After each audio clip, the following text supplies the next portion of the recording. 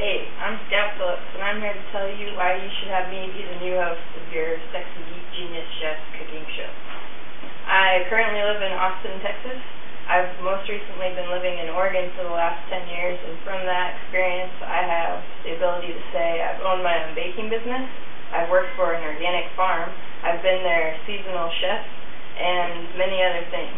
I've been an artisan bread baker, a pizza maker, coffee shop worker, barista, whatever you want to call it. Basically what it comes down to is I've got a ton of experience when it comes to cooking and the science of it.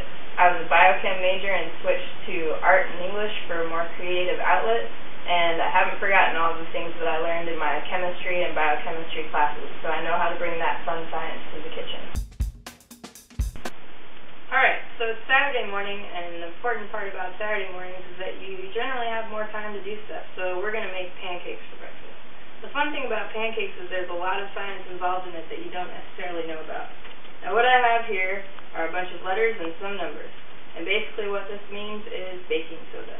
The thing about science and cooking is that we do it all the time, we just don't necessarily know about it. And the fun thing about baking soda is when you put it into your muffins, your pancakes, etc., it has a fun little chemical reaction, which the primary byproduct of it is CO2, which, as we all know, is gas. And that gas is what makes our pancakes fluffy.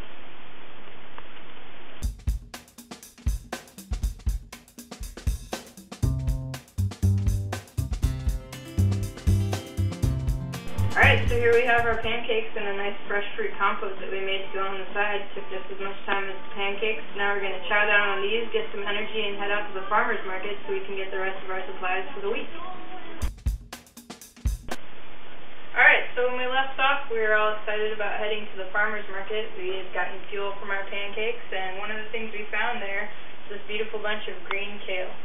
I had plans to make some braised kale and pecan-crusted pork chops, but as things were, my friend called me. They happen to be vegan and completely wheat-free. So you're thinking, what in the world could you possibly make?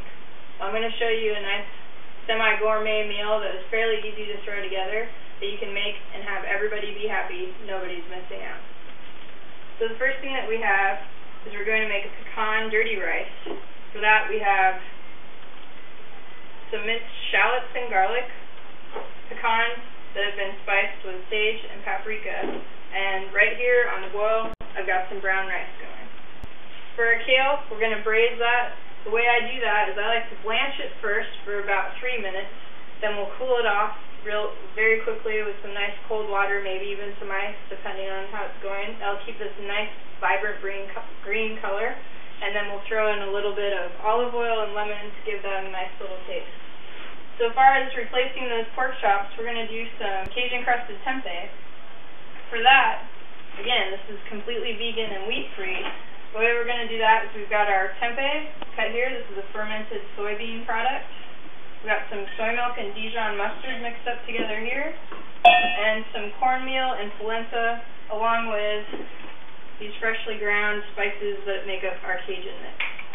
We'll put that all together, bread the tempeh, fry it real quick, be nice and clean. Now, as a nice treat for dessert, we've got a Danjou pear tart with a pecan crust. That's this here, and for that, I've made a simple reduction of organic cherry juice, red wine, and cinnamon that we're going to pour over this now, set it in the oven so that it's ready to eat when we're done with all of our other good stuff.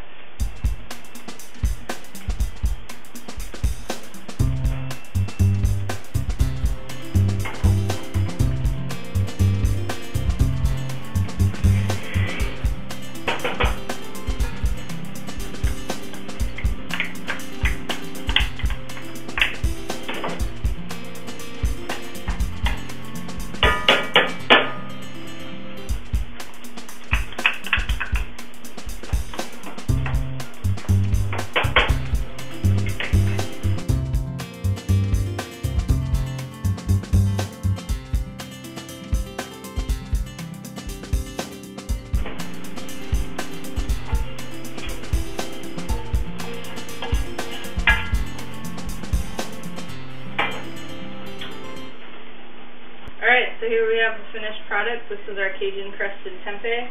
our pecan dirty rice. I made a simple gravy with cremini mushrooms and garlic and onions. We've got our braised kale that's been cooled down, has a little bit of lemon juice on it. And this is what your plate can look like. Serve it up, your friends will be excited. Don't forget about the pear tart. We've got that over here. And with that, I made a simple cashew cream. This only has 4 ingredients, but you'll never believe it. And here's the finished product for that. There's our pear tart with cashew cream on top and a little bit of cinnamon. I hope that you've made it all the way to the end of this video and that you hire me for this job. Thank you very much.